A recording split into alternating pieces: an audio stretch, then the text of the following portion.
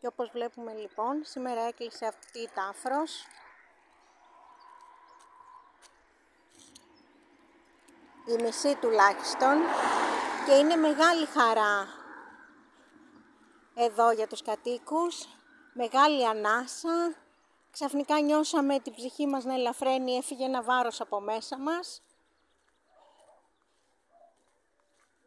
Νιώθουμε πιο ασφαλείς, νιώθουμε καλύτερα.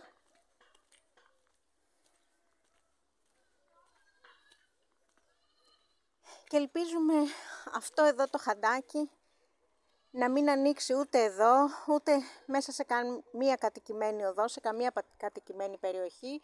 Είναι ένα καλώδιο επικίνδυνο, το οποίο δεν το θέλουμε να μπει στο χωριό μας, αλλά και σε κανένα χωριό και πουθενά. Και είμαστε πάρα πολύ χαρούμενοι, δεν μπορούμε να κρύψουμε τη χαρά μας. Μακάρι να μην ξανανοίξει, το ευχόμαστε.